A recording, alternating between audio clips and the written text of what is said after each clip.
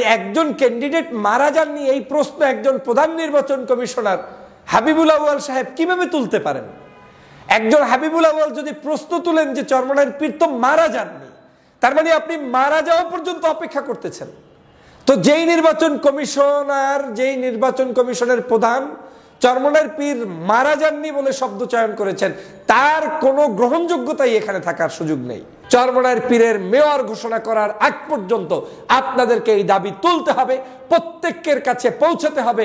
শায়েখে চরমনাই মুফতি ফয়জুল করিমকে মেয়র ঘোষণা করা হোক এবং বরিশাল সিটি কর্পোরেশনে তার মাধ্যমে এই আওয়ামী লীগের সকল দুর্নীতি, দুষ্কৃতি, অন্যায়, অবিচার, অত্যাচারের মূলোৎপাটন করে বরিশাল সিটি কর্পোরেশনকে একটি আধুনিক সমৃদ্ধ সিটি কর্পোরেশন এই মুহূর্তে ঘোষণা করা হোক। সিটি কর্পোরেশনে এখন এই যে আইনি প্রক্রিয়ায় চরমনাইয়ের পীর সাহেব ঢুকলেন, আমি সেজন্য তাকে ধন্যবাদ জানাই এবং এই প্রক্রিয়ার মধ্য থেকে চরমনাইয়ের পীরকে অচিরেই এই জায়গায় সিটি কর্পোরেশনের অফিসিয়াল মেয়র হিসাবে ঘোষণা করা হোক। দুটি সিটি কর্পোরেশনে দুজন প্রতিদ্বন্দ্বী প্রার্থীকে মেয়র হিসাবে কিন্তু ঘোষণাও করা হয়েছে, একজন চট্টগ্রামে, একজন ঢাকাতে।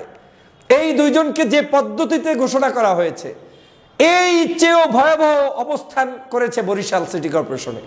মানে এই দুইজনের যে কারণগুলো উল্লেখ করে মামলা করেছেন, সিমিলারিটিস মামলা চরমনাইয়ের পীরের ক্ষেত্রেও হয়েছে, পাশাপাশি চরমনাইয়ের পীরের ক্ষেত্রে অতিরিক্ত করা হয়েছে। যেমন তার দাঁতের উপরে আক্রমণ করা হয়েছে, তাকে মেরে ফেলার চক্রান্ত হয়েছে, তার ভোট সেন্টার দখল করা হয়েছে। স্বয়ং নির্বাচন কমিশনার আউয়াল সাহেব তার বিরুদ্ধে স্টেটমেন্ট দিয়ে বলেছে চরমনাইয়ের তো মারা যাননি। তো যার ব্যাপারে এত কঠিন কঠিন ষড়যন্ত্র হয়েছে, তাকে মেয়র না বানালে আমি মনে করি আমাদের জাজমেন্টের প্রবলেম হবে। বরিশাল সিটি কর্পোরেশনের মেয়র হিসাবে ঘোষণা করা উচিত চরমনাইয়ের পীর সাহেবের ভাই, ইসলামী আন্দোলন বাংলাদেশের সিনিয়র নায়েবে আমির শায়েখে চরমনাই মুফতি ফয়জুল করিম সাহেবকে। আমি কেন বলছি তাকে মেয়র হিসেবে ঘোষণা করা উচিত, নিশ্চয়ই আপনারা বুঝতে পেরেছেন 5ই আগস্টের পূর্বে বাংলাদেশের অবস্থাটা কি ছিল এবং 5ই আগস্টের পরে বাংলাদেশের অবস্থা কি দাঁড়াচ্ছে। আপনারা জানেন 2023 সালে বরিশাল সিটি কর্পোরেশনের নির্বাচন হয়েছিল। সেই নির্বাচনে সিটি কর্পোরেশনে প্রার্থী ছিলেন আওয়ামী লীগের শেখ হাসিনার আপন ফুফাতো ভাই এবং বর্তমান চরমনাইয়ের পীর সাহেবের ভাই মুফতি সৈয়দ ফয়জুল করিম সাহেব। প্রতিদ্বন্দ্বী হয়েছিল এই দুইজন প্রার্থীদের মধ্যেই প্রতিদ্বন্দ্বিতা হয়েছিল। এবং আপনারা জানেন যে চরমনাইয়ের পীর সাহেবের এই ভাইয়ের উপরে কি পরিমাণ আক্রমণ করা হয়েছিল তার নজির এই বাংলাদেশের মানুষ দেখেছেন। আমি বলছি এজন্যই তাকে মেয়র হিসেবে নির্বাচিত করা উচিত, ঘোষণা দেওয়া উচিত। কারণ আজকে তিনি ইতিমধ্যেই নিজেকে মেয়র হিসেবে বরিশাল সিটি কর্পোরেশনে দাবি করে মামলা দিয়েছেন চরমনাইয়ের এই মুফতি সৈয়দ ফয়জুল করিম সাহেব।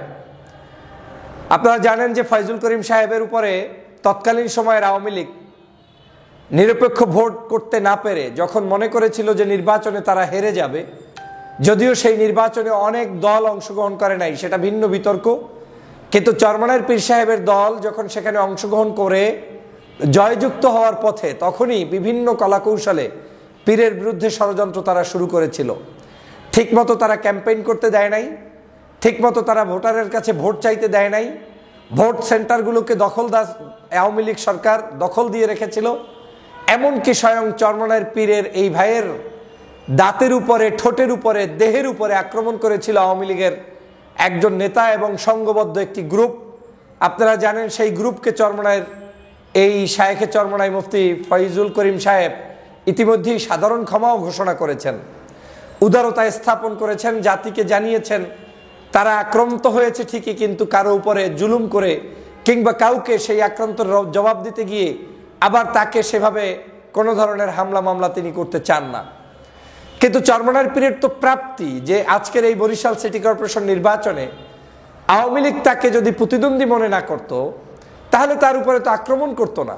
প্রতিদ্বন্দ্বী মনে না করতো, তাহলে তো সকল ভোট সেন্টারগুলোতে তার ঠিকমতো পোলিং এজেন্ট সহ সমস্ত লোকগুলো কাজ করতে পারত। কিন্তু চরমনাইয়ের পীরের ভাইয়ের এই জায়গাটাতে সারা বরিশালের সিটি কর্পোরেশনের কোনো সেন্টারে তাদের লোকজনদেরকে ঠিকমতো কাজ করতে দেওয়া হয়নি, ভোটাধিকার প্রয়োগ করতে দেওয়া হয়নি, এমনকি সাধারণ নাগরিকদেরকেও নৌকার বিপক্ষে কোনো ভোট দিতে দেওয়া হয়নি।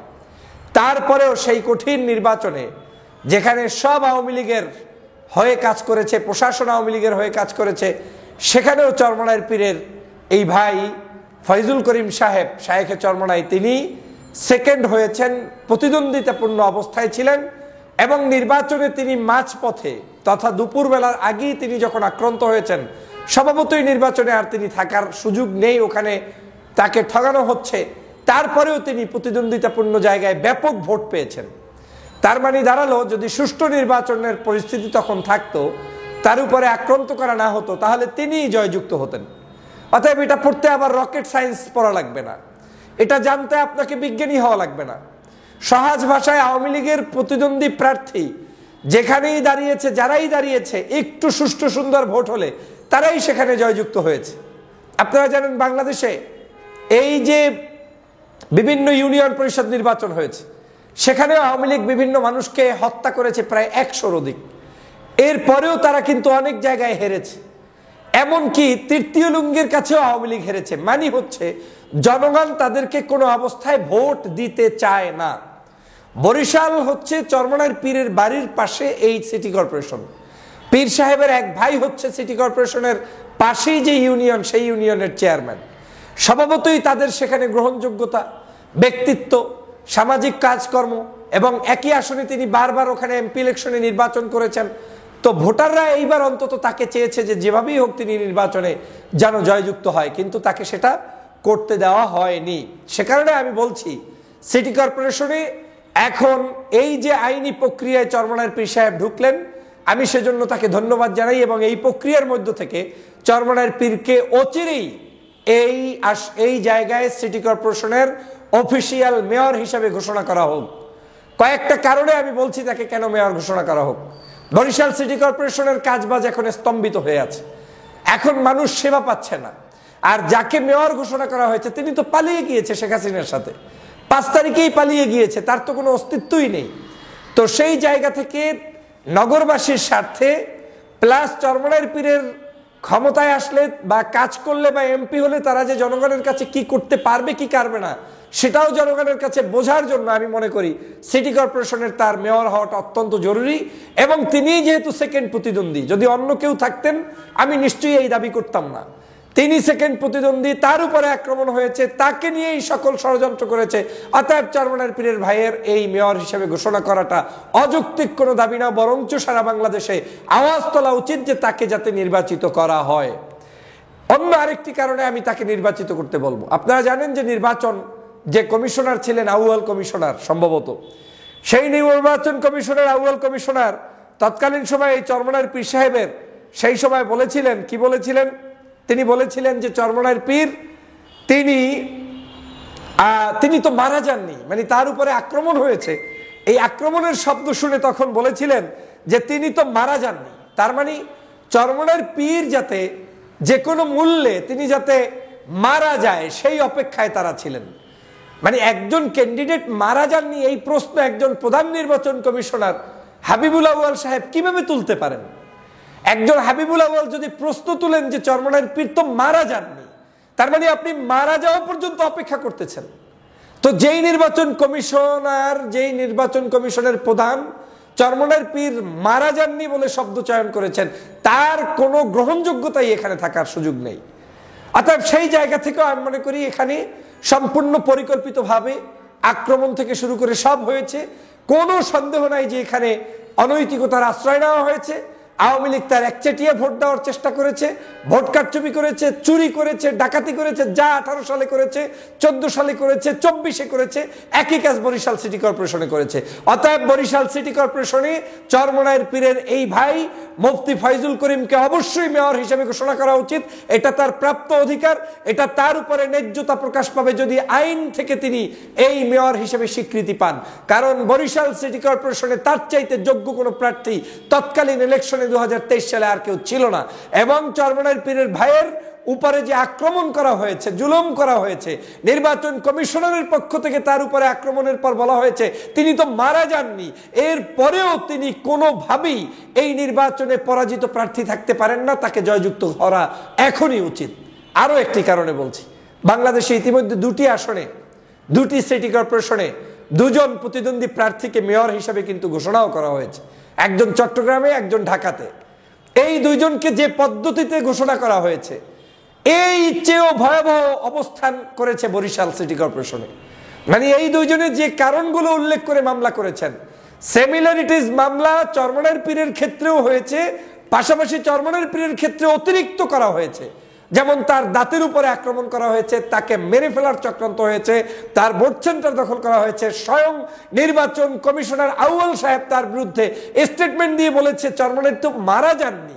তো যার ব্যাপারে এত কঠিন কঠিন ষড়যন্ত্র হয়েছে, তাকে মেয়র না বানালে আমি মনে করি আমাদের জাজমেন্টের প্রবলেম হবে এবং আমাদের এই যে জাতীয় ইস্যুতে আমাদের বিশ্বস্ততা হারিয়ে ফেলবো।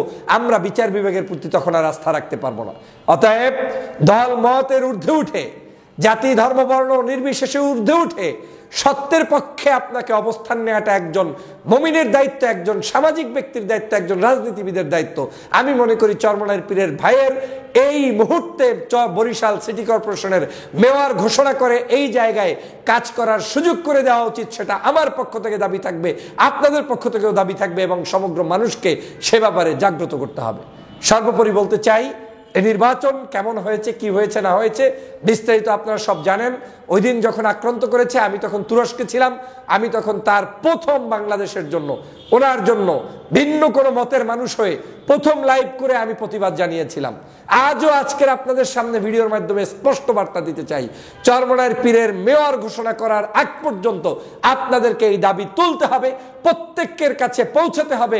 শায়েখে চরমনাই মুফতি ফয়জুল করিমকে মেয়র ঘোষণা করা হোক এবং বরিশাল সিটি কর্পোরেশনে তার মাধ্যমে এই আওয়ামী লীগের সকল দুর্নীতি, দুষ্কৃতি, অন্যায়, অবিচার, অত্যাচারের মূলোৎপাটন করে বরিশাল সিটি কর্পোরেশনকে একটি আধুনিক সমৃদ্ধ সিটি কর্পোরেশন এই মুহূর্তে ঘোষণা করা হোক।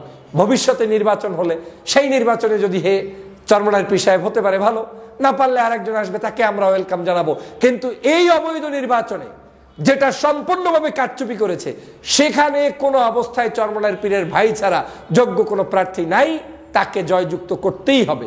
আপনারা নিশ্চয়ই জানেন সেখানে জাতীয় পার্টির প্রার্থী সম্ভবত তৃতীয় হয়েছিল।